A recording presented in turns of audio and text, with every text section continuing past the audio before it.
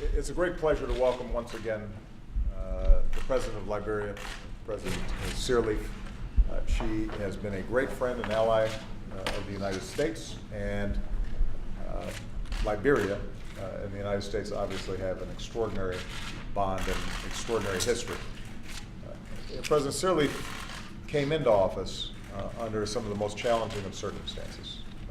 After a brutal civil war, she has worked steadily to solidify democracy, to reduce corruption, to deliver basic services to a very poor country. And she's done so with grace and steadiness and reached out to all the people of Liberia.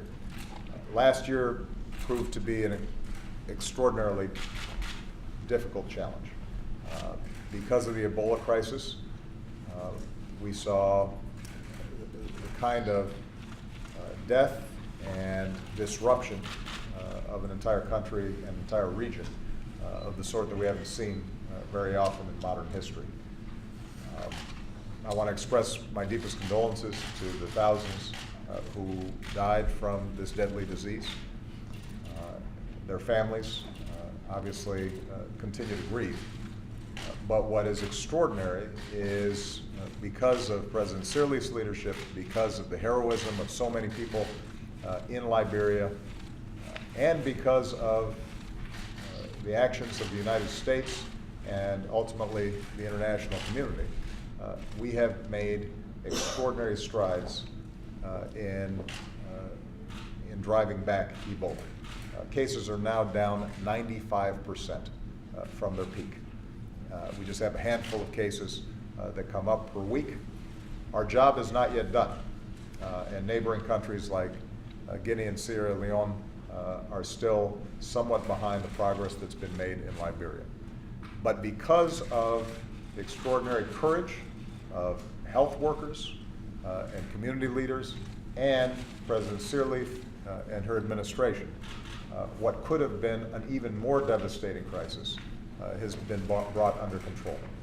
And I am very proud of the participation of the United States, our men and women in uniform who helped to set up the logistical capacity to absorb additional aid and health workers from around the world, our ability to set up labs and provide technical assistance that allowed Liberian health workers and other international partners to go in and do the contact tracing and to establish the safe burial practices and raise community awareness and to provide more humane treatment. All those things have contributed to confidence that we're going to be able to stamp out this disease completely. And in the meantime, normal life is beginning to return to Liberia. Children are beginning to go back to school. People are beginning to go back to soccer matches. Businesses have reopened, and the flow and rhythm of normal life has begun to return. So we are very proud of what Liberia's accomplished, and we've been very proud to be partners with Liberia in that process. The meeting today will obviously discuss how we make sure that we're not complacent so long as there's even one case of Ebola remaining in West Africa. But we're now also in a position to look towards the future. This has had a devastating economic impact, not surprisingly, on Liberia. And so we're going to have to work with President Sirleaf to find ways to strengthen the economy, to rebuild infrastructure, to make sure that some of the development goals that had been set previously are accelerated, to deal with some of the economic contraction. It requires us and others in the international community to work with our West African partners to ensure that growth returns to Liberia. Those are all areas where we're very interested to hear how we can be helpful. We've got some ideas as well.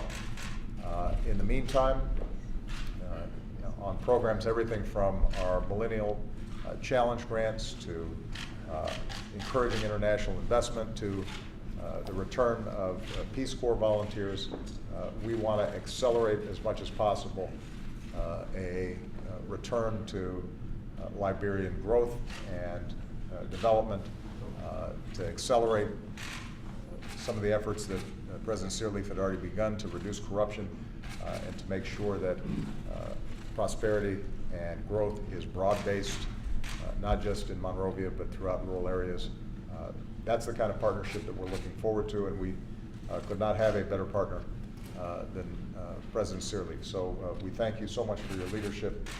We're very proud of the work that we've done with you.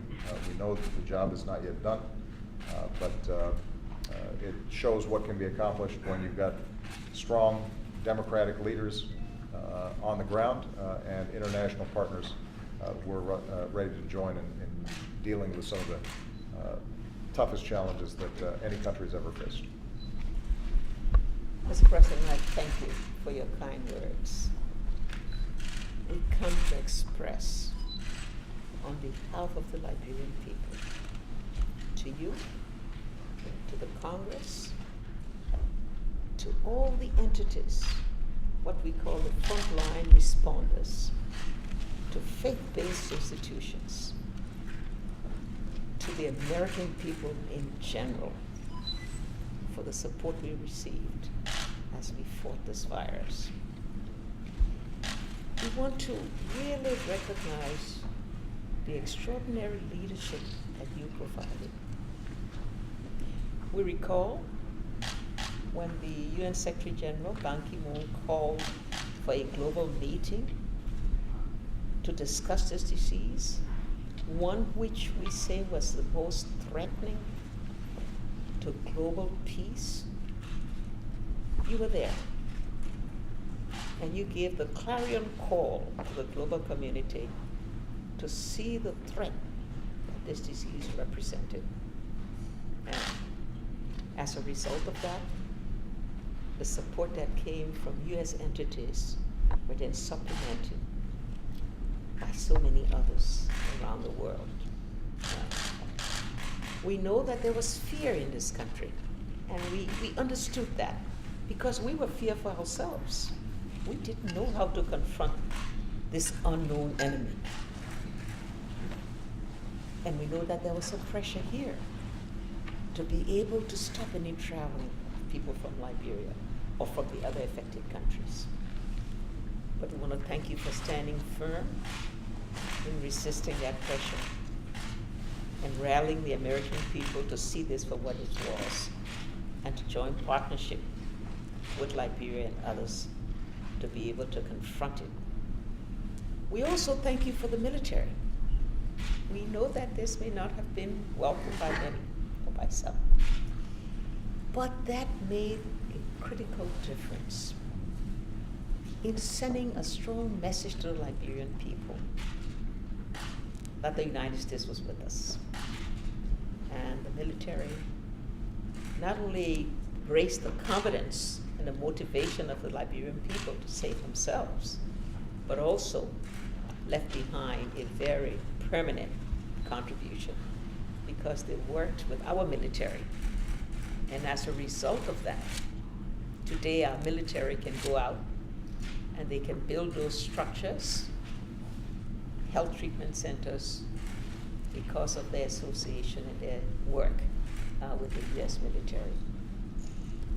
As you correctly pointed out, even though 13 of our 15 political subdivisions have now, had 0 new cases, and even though we feel confident that we're getting to the place where we can really say we can confront and we can beat this disease, but we know we're not there yet. We're not there because we are still in a region where there are a few others affected countries, 2 others. They have not reached the level of success and progress that we have, but we know that we all remain under threat until all of us have reached a place where we get to 0. And so we have to remain resilient. We'd like to see a regional approach for the protection of our borders, to be able to monitor and to manage cross-border travel in our long and porous borders. we'd like to see the partnership continue as we move toward rebuilding our health infrastructure. We today have had some meetings, and today we remain confident. And you know, Mr. President, the one critical element in all of this was our own people, particularly our community people. They took charge. They said, we're not going to die. We're not going to lose our livelihoods. We're not going to reverse the gains that we have made over the past 10 years, 10 consecutive years of peace. And so we're going to, so they got the support from you. They got the support from the US entities, and they got the support from the international community. But they took responsibility, they took leadership, they took ownership. And going forward, we want to strengthen them. We do not want to lose that motivation and capacity. We want to see them now apply it post-Ebola to be able to accelerate our own development agenda. So, again, Mr. President, our message, my team that's here with me, the Liberian people, is to come and say to the American people, to the US Congress, we supported your program in a bipartisan way, I might say, to say to you that your support, your partnership has worked. We see it as a success story, even though we've got a lot of more work to do. But the basic word is, we're here to thank you. Thank you, Madam President. Thank you. All right, thank you, everybody.